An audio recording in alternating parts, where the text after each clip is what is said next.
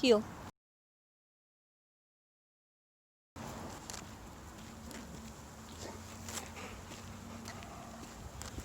No.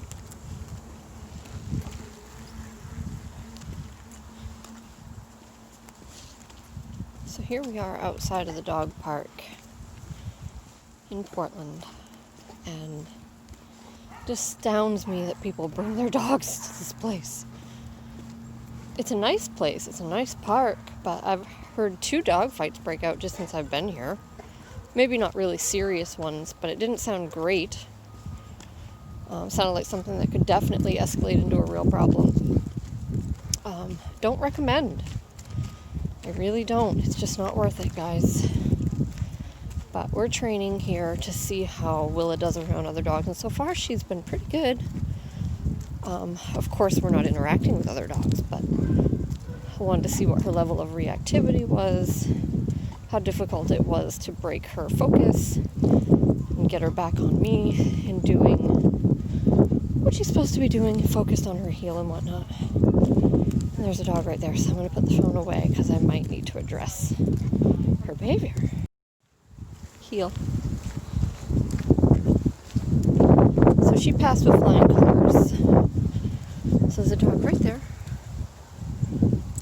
And we walked by a few times, and she did great.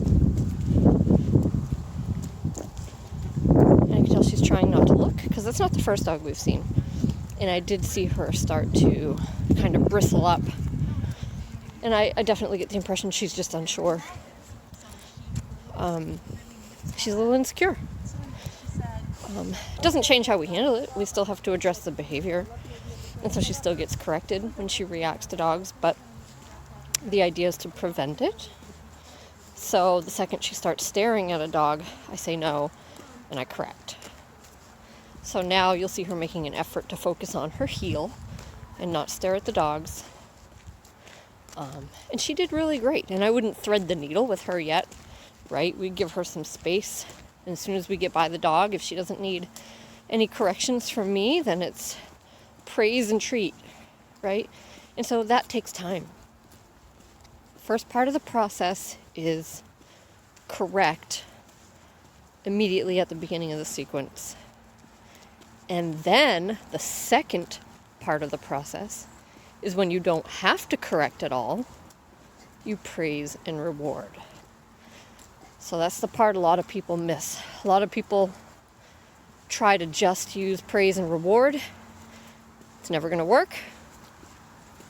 And then the opponents of using corrections will tell you that you're just suppressing the behavior, you're just putting your dog into avoidance and all these things, and they're not wrong. We are doing that. That's the first part of the process.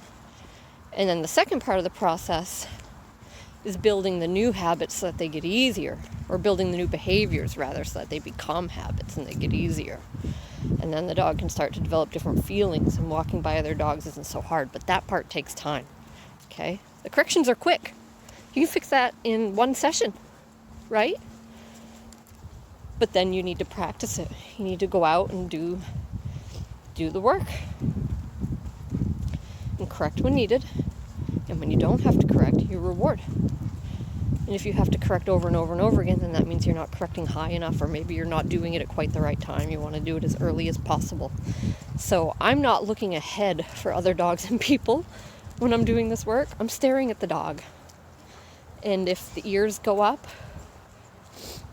then I start paying attention. What is she looking at? You know, is it a squirrel? Is it a dog? Is it a person?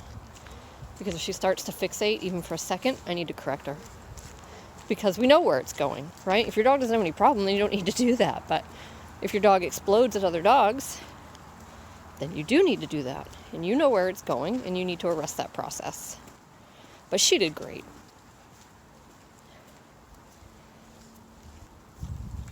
Good girl. That's perfect. So there is a section of the dog park that's sort of partitioned off, so you can go there and sort of take your dog away from the other dogs. And there's a lady there with her 2 dogs, and she's working with them. So we're just healing by that fenced-in area right there. And we're getting closer and closer. And you can see she's getting a little more anxious. She kind of starts to try right there. She looked and her ear started to go up, so I corrected. And you can see she's right back to focusing on heel.